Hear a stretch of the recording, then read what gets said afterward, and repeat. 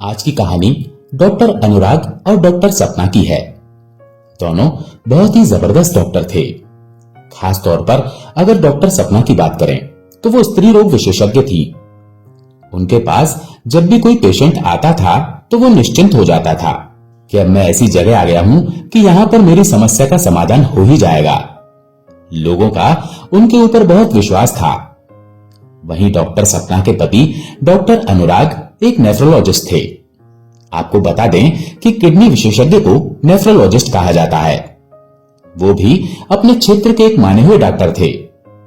अच्छा, एक चीज आप में से कई लोगों ने महसूस की होगी कि कुछ डॉक्टर्स ऐसे होते हैं जिन्हें बस आप एक बार देख लेते हैं तो ऐसा लगता है कि हमारी आधी समस्याएं दूर हो गई।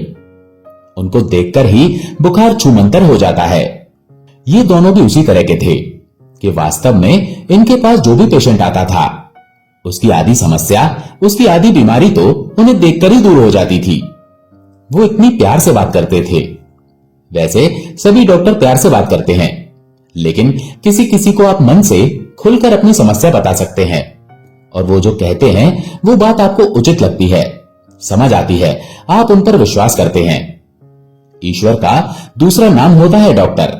डॉक्टर वास्तव में भगवान का दूसरा रूप होते हैं। वो हमेशा आपके लिए हाजिर रहते हैं। कभी भी आपको जरूरत पड़ जाए, रात दोपहर दिन शाम, उन्हें वास्तव में अपनी कोई भी सहूलियत से ज्यादा आपकी फिक्र होती है। तो जब ये दोनों इतने ही प्यारे हैं, इतने ही सज्जन हैं, तो इनके घर में समस्या ने कैसे घर कर लिया? दरअसल उन दोनों की एक बिटिया थी। वो 3 साल की हो चुकी थी। जब से बिटिया का जन्म हुआ था, दोनों ही पति पत्नी बहुत खुश थे। जिस दिन से वो उनकी जिंदगी में आई थी, उसके बाद से उनके पास खुशियां झोली भर के आ रही थी। वो हमेशा ईश्वर के सामने नतमस्तक होते थे, उनका आदर सम्मान करते थे और फिर अपने अपने ऑफिस, अपने अपने क्लिनिक चले जाते थे। बिटिया जब 3 साल की हुई तब उनको समझ में आया कि उनकी बच्ची सामान्य बच्चों की तरह नहीं थी। 3 साल की होने के बावजूद भी वो 1 साल के बच्चों जैसी थी। वो अभी ढंग से चल नहीं पाती थी। अब उनकी चिंताएं थोड़ी बढ़ती जा रही थी। उन्हें वास्तव में समझ नहीं आ रहा था कि ऐसा कैसे हो सकता है। धीरे धीरे समय बीता और अब गुड़िया 7 साल की हो गई थी। वो बड़ी तो हो गई थी, लेकिन अभी दिमाग उतना विकसित नहीं हुआ था। वो आज भी बच्चों वाली हरकतें ही कर रही थी। बच्चों की तरह उठना बैठना, खाना पीना सब बच्चों की तरह ही था। 7 साल का बच्चा भी छोटा ही होता है, लेकिन 1 साल के बच्चे और 7 साल के बच्चे में फर्क होता है। उन्होंने काफी और डॉक्टरों से संपर्क किया, पर कोई फायदा नहीं हुआ। अब गुड़िया 13 साल की हो गई थी और अब भी वो सही से चल नहीं पा रही थी। उसके कदम जमीन पर ऐसे पड़ रहे थे जैसे कोई चलना सीख रहा हो। दोनों पैर स्वस्थ थे, लेकिन चलने में असमर्थ थे। माता पिता की परेशानी बढ़ रही थी। उन्होंने कई डॉक्टरों से इस विषय में कंसल्ट करना शुरू कर दिया। सभी ने रिपोर्ट्स वगैरह देखी और हर किसी ने यही कहा कि अभी तक ये बात समझ नहीं आ रही है कि जैसे जैसे इसकी उम्र बढ़ रही है, इसके दिमाग की सोचने की शक्ति घट रही है।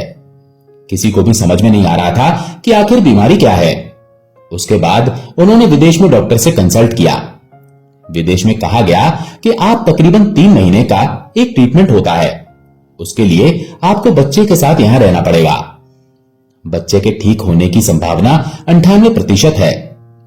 दोनों ने इस बात में बिल्कुल देर नहीं लगाई और अपनी बिटिया को लेकर वहां चले गए। 3 महीने का समय इन दोनों ने अपनी बिटिया के नाम कर दिया। 3 महीने तक उन्होंने कोई भी अपॉइंटमेंट नहीं लिया। 3 महीने बीत जाते हैं, लेकिन समस्या वही की वही थी। कोई भी परिवर्तन नहीं हुआ। लेकिन आज उन्हें एक ऐसा पर्चा मिला, एक ऐसी रिपोर्ट जिस पर साफ लिखा था कि ये पूरी जिंदगी के लिए अब ऐसी ही रहने वाली है। इसके दिमाग का विस्तार नहीं हो सकता। अभी तो ये थोड़ा बहुत चल लेती है, लेकिन आगे चलकर ये भी बंद हो जाएगा। हाथों की मूवमेंट भी बंद हो जाएगी और फिर एक समय ऐसा आएगा जब ये सांस लेना भी भूल जाएगी। माता पिता की आंखों में आंसू आ गए। दोनों परेशान थे, चिंतित थे कि हमारी तो दुनिया ही खत्म हो गई। लेकिन फिर भी वो अपना मन पक्का करके गुड़िया के सामने आते हैं, उससे बहुत हंसी मजाक करते हैं, गुड़िया को खुश करने की कोशिश करते हैं। वो अपनी तरफ से बिटिया को खुश रखने की कोशिश करते थे, ऐसे ही धीरे धीरे समय बीत रहा था और बिटिया अब 15 साल की हो गई थी और वास्तव में उस रिपोर्ट पर लिखी बात अब धीरे धीरे सच होती जा रही थी। अब वो एक पैर से बहुत लड़खड़ाकर चल रही थी। अब उन दोनों डॉक्टर पति पत्नी की मनोदशा भी बदल गई थी। वो बहुत परेशान थे। जहां पहले वो बड़े उत्साह के साथ पेशेंट से मिलते थे, वहीं अब वो खुद डिप्रेशन में थे। डॉक्टर सपना अपने पेशेंट के सामने बात करते करते कभी भी रोने लग जाती थी और डॉक्टर अनुराग भी पेशेंट से बात करते करते अक्सर उदास हो जाते थे। उनके पेशेंट उन्हें दिलासा देते थे कि सब ठीक हो जाएगा। समझ नहीं आ रहा था कि क्या करें। दोस्तों, विज्ञान की बहुत बड़ी अहमियत होती है, लेकिन उसके आगे भी दुनिया है जिसने सृष्टि को रचा है। खैर, वो दोनों बहुत परेशान रहने लगे थे। कभी कभी वो खाना खाना तक भूल जाते थे, लेकिन बिटिया को अपने हाथों से खाना खिलाए बगैर वो कभी खाना भी नहीं खाते थे। सुबह जब वो अपने हॉस्पिटल के लिए जाते तो बिटिया को खाना खिलाकर ही जाते थे। अब इसे बिटिया के लिए लाड़ कहिए, प्यार कहिए या मजबूरी कहिए, उन्हें ये करना ही पड़ता था, क्योंकि अब वो बिटिया अपने हाथों से भी असमर्थ होती जा रही थी। उसके हाथों में अब उतनी भी जान नहीं थी कि वो अपना निवाला उठाकर अपने मुंह तक ले आए। उनके घर में डोमेस्टिक हेल्पर एक दीदी थी जो उनकी मदद करती थी। वो पूरे दिन उस बिटिया के साथ रहती थी, उसके साथ खेलती थी, बातें करती थी। जो भी वो कहना चाहती थी वो दीदी झट से समझ जाती थी। ये मानिए कि बिटिया के लिए वो मां का दूसरा रूप ही थी। वो भी अक्सर डॉक्टर सपना से बात करते करते भावुक हो जाती थी। वो कहती कि आप पूरी दुनिया को खुशियां देती हो और आपके घर में ये परेशानी कैसे आ गई। मैं सच में बहुत ज्यादा परेशान होती हूं इस चीज को देखकर। आप दोनों कितने अच्छे हो, भगवान ने बहुत गलत किया है। इस बात पर डॉक्टर अनुराग ने कहा, भगवान ने कुछ गलत नहीं किया, ये हमारी किस्मत में था। हम भगवान के सामने अपनी अरदास तो लगा सकते हैं, लेकिन करते वो कुछ नहीं है। अगर करना ही होता तो क्या तुम्हारी भाभी जी ने कभी किसी भी ईश्वर को नाराज किया है, या कभी मैंने नाराज किया है? क्या हमने उनके आगे हाथ नहीं जोड़े? अरे, ये सब मजाक की बातें होती हैं, अपने दिल को तसल्ली देने वाली बात होती है। आपने हॉस्पिटल्स में बड़े बड़े ऐसे रूम देखे होंगे जो कि पूजा घर होता है। वहां जाकर आप अपने भगवान से, अपने इष्ट से दुआ मांगते हैं। क्या भगवान ऑपरेशन करते हैं? ऑपरेशन थिएटर्स में डॉक्टर्स होते हैं। तो आप अपने मन से ये बात निकाल दो कि कोई चमत्कार होगा। कोई भगवान कुछ नहीं करता। अगर हम नहीं करेंगे तो कोई नहीं करेगा। आज उनके शब्दों में कड़वाहट और घमंड था कि मैं बहुत बड़ा हूं या डॉक्टर्स बहुत बड़े हैं। डॉक्टर अनुराग की बात सुनकर उस दीदी ने कुछ नहीं कहा। वो बस अपने आंसू पोंछकर किचन में चली गई। वो सभी के लिए खाना बनाती है और रोती रोती बस घर के लिए चली जाती है। वो सोच रही थी कि आज मालिक परेशान है। डॉक्टर सपना अपनी बिटिया को खाना खिला रही थी। अब स्थिति ये थी कि उनकी बिटिया कभी कभी रोटी को चबाना भी बीच बीच में भूल जाती थी।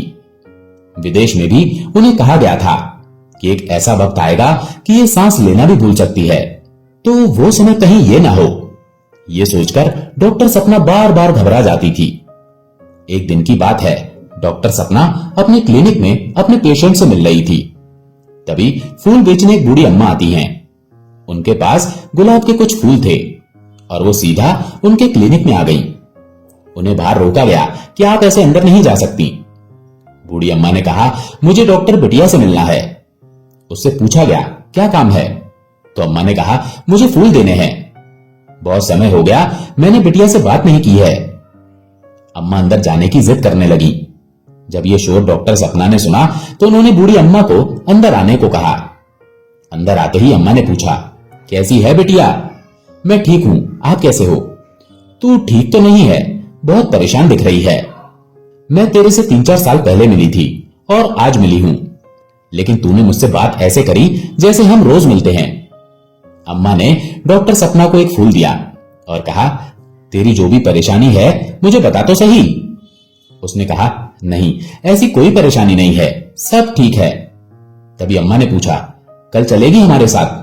हम सब जा रहे हैं और अगर सब सही समय पर हुआ तो शाम तक वापस भी आ जाएंगे। डॉक्टर सपना ने पूछा, कहां जा रहे हो और मुझसे आप ऐसे क्यों पूछ रहे हो? मैं समझी नहीं। उन्होंने कहा, हम जा रहे हैं राजस्थान। खाटू श्याम दरबार और बाबा श्याम से जो मांगते हो मिल जाता है। तू यकीन नहीं मानेगी, मैंने बाबा श्याम से अरदास लगाई थी कि ये जो फूलों का छोटा सा व्यापार करती हूं, सुबह से लेकर रात तक 200 फूल बेच देती हूं। ये उन्हीं की मर्जी से हो रहा है, वरना पूरे दिन में मेरे सिर्फ 5 या 10 फूल बिकते थे। मैंने उनसे खुशी खुशी में बोला था कि मुझे कम से कम 200-300 फूल बेचने का पूरे दिन का काम मिल जाए, और अब ऐसा हो जाता है। ये थोड़े से ही फूल बचे हैं। डॉक्टर सपना ने उनकी आस्था देखी और कहा कि अच्छी बात है अम्मा, आप लोग हो आओ, मैं नहीं जा पाऊंगी, मेरे पास यहां काम बहुत है। ये सुनकर अम्मा ने कहा, बात सिर्फ फूलों की नहीं है, तुमने जो उनसे अरदास लगा दी, जो बाबा से कह दिया, वो हो जाता है। ये कोई साधारण मंदिर नहीं है, खाटू श्याम बाबा एक चमत्कारी बाबा हैं।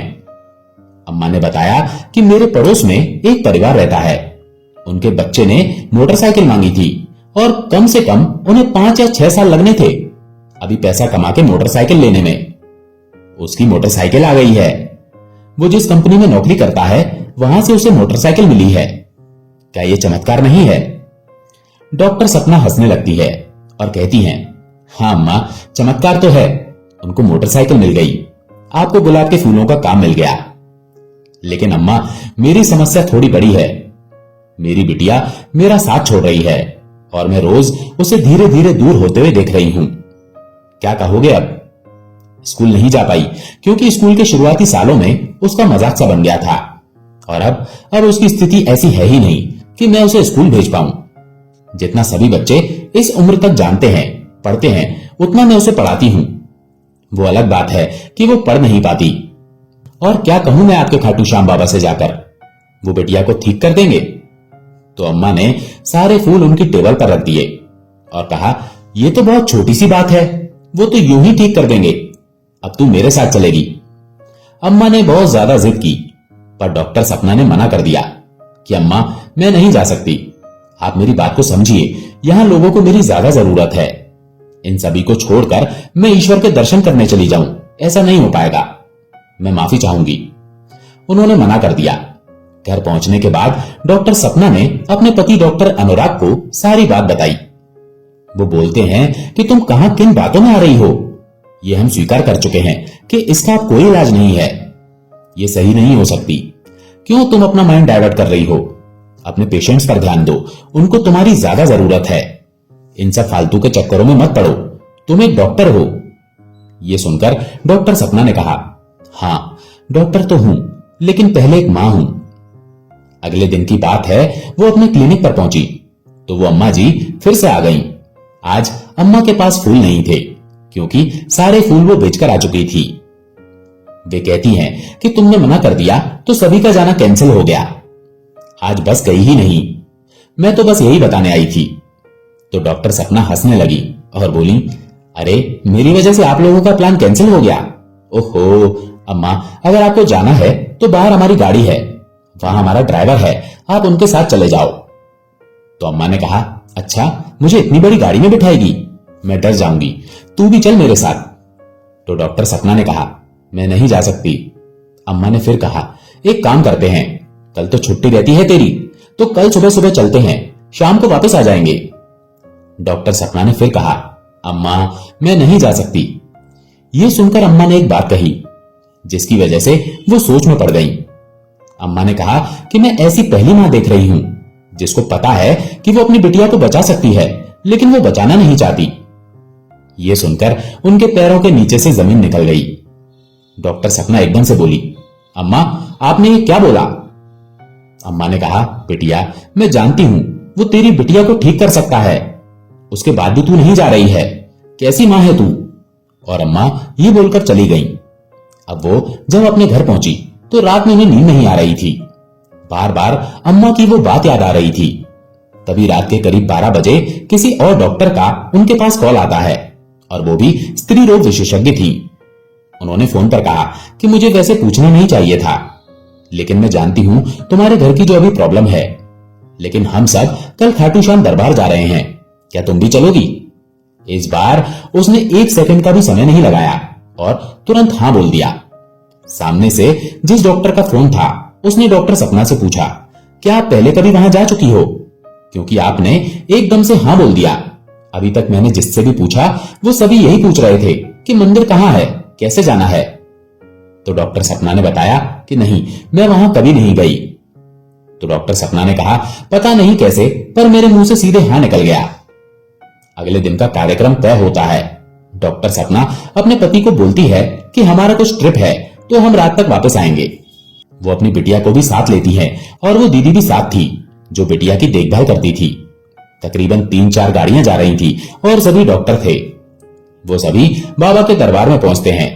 उन्हें यह तक पता नहीं था कि अरदास कैसे लगानी है, क्या बोलना है, जय श्री श्याम बोलना है, यह भी नहीं पता था। लेकिन जब आप बाबा के सामने आते हैं ना तो बहुत सारी चीजें अपने आप होने लग जाती हैं। वो जो बिटिया थी वो व्हील चेयर पर थी। वो अपनी मां से काफी दूर थी। मां लाइन में लगी हुई थी। तभी बिटिया ने आवाज लगाई, मम्मा। जैसे ही डॉक्टर सपना ने ये आवाज सुनी वो पलट गई। वो लाइन में से सभी को पार करती हुई बाहर आती है और कहती है, बेटा दोबारा बोल। तो बिटिया बोली, मम्मा भूख लगी है। आप चमत्कार देखिए, अभी वो बाबा के सामने पहुंची नहीं थी और ये 1.5 साल से बोल नहीं पा रही थी। यहां आते ही उसके मुंह से शब्द निकल पड़े, मम्मा भूख लगी है। डॉक्टर सपना ये देखकर भावुक हो गई और उनकी आंखों से आंसू बहने लगे। और कमाल की बात देखिए, इनको देखते ही अम्मा की आवाज आई। ये वही बूढ़ी अम्मा थी। अरे मेरी डॉक्टर बिटिया भी आई है, यहां तो हमारी गुड़िया भी आई है। वो उन्हें देखकर खुश हो गई। अम्मा ने बिटिया के हाथ में कुछ फूल दे दिए, जिसे देखकर बिटिया बहुत खुश हो रही थी। अम्मा ने डॉक्टर सपना से कहा, तू बाबा से जाकर प्रार्थना कर, सब ठीक हो जाएगा। उस दिन हमेशा की तरह बहुत भीड़ थी। वैसे सामान्यतः 2 या 3 सेकंड का समय ही मिलता है दर्शन के लिए, लेकिन डॉक्टर सपना वहीं रुकी हुई थी। कोई उससे कुछ नहीं कह रहा था। उसकी आंखों से ऐसे आंसू आ रहे थे जैसे जन्मों से रुके हुए आंसू हों। वो बाबा के सामने आई और बोली, जय श्री श्याम। बाबा मैं और कुछ नहीं चाहती। जो मेरी बिटिया की सारी समस्याएं हैं वो मुझ पर आ जाएं, बस ये स्वस्थ हो जाए। मैं अपनी आंख से ये सब नहीं देख पा रही। मैंने सुना है चमत्कार होते हैं, क्या मैं भी देख पाऊंगी चमत्कार? जय श्री श्याम। और वो वहां से चल दी। वो अपनी बिटिया के पास आती है तो बिटिया बोलती है, फोटो बाबा फोटो। तो वो कहती हैं, ठीक है, हम बाबा की एक बहुत प्यारी सी फोटो लेते हैं। वो मंदिर से बाहर आई और बाजार से बहुत प्यारी सी बाबा श्याम की एक बड़ी सी फोटो ली। वो बहुत सुंदर, बहुत प्यारी फोटो थी और ये फोटो गुड़िया ने अपने पास रख लिया।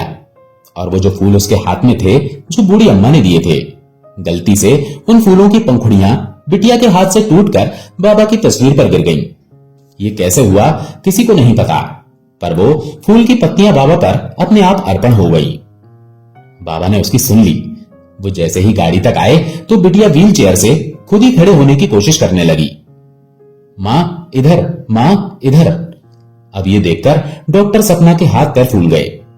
दीदी भी हैरान थी कि पता नहीं कब से इसके हाथ सीधे थे। ये खाना तक नहीं खा सकती और आज ये व्हील चेयर से इस तरह से हाथ लगाकर खड़ी हो रही है। वो सोचने लगी, ये कुछ ज्यादा जल्दी नहीं हो रहा, ऐसा थोड़ी ना होता है। साइंस इस बात को कहां मानती है। भगवान चमत्कार करते होंगे लेकिन कम से कम 10-15 साल तो लगते होंगे। यहां तो 10 मिनट भी नहीं लग रहे। उस गुड़िया की मां ने उसे गाड़ी में बिठाया और उनके आंसू लगातार बह रहे थे। उनके साथ जो मित्र आई थी उसने कहा सब ठीक हो जाएगा और वो इस चीज पर ज्यादा ध्यान नहीं दे रही थी। लेकिन मां को पता था कि बिटिया क्या क्या कर सकती है, क्या नहीं कर सकती। ये निवाला हाथ से बनाकर रोटी तोड़ नहीं सकती, लेकिन आज ये अपने आप दोनों हाथों को हैंडल पर रखकर खड़ी होने की कोशिश कर रही है। अब ये घर आते हैं और बाबा श्याम की तस्वीर उनके पास थी।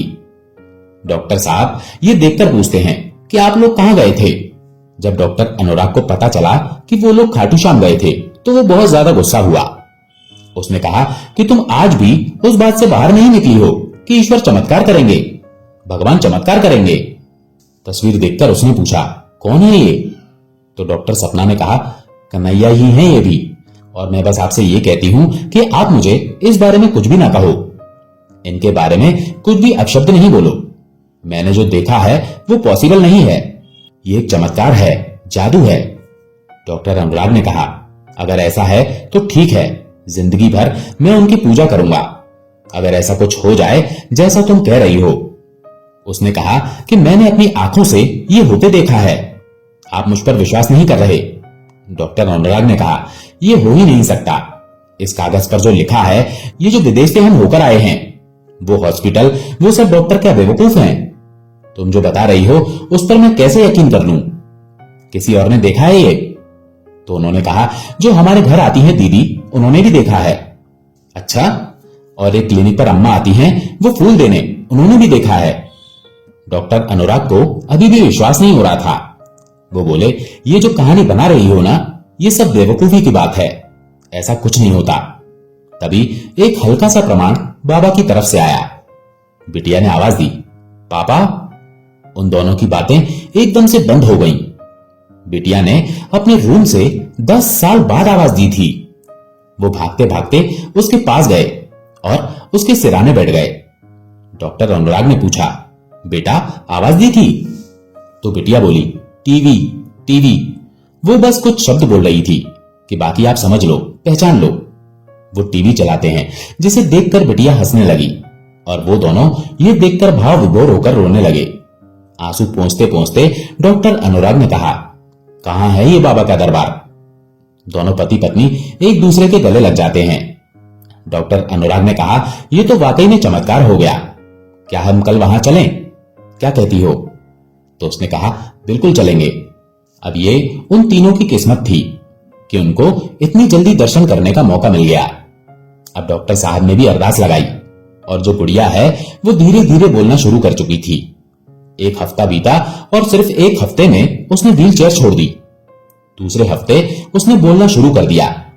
तीसरे हफ्ते उसने धीरे धीरे सुर पकड़ने शुरू कर दिए, यानी गाना गाना शुरू कर दिया।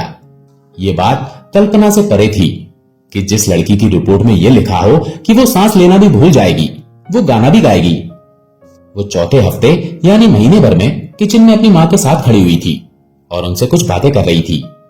4 हफ्ते पहले ये कौन थी और आज कौन है? आज वो मां के साथ कंधे से कंधा लगाए खड़ी थी।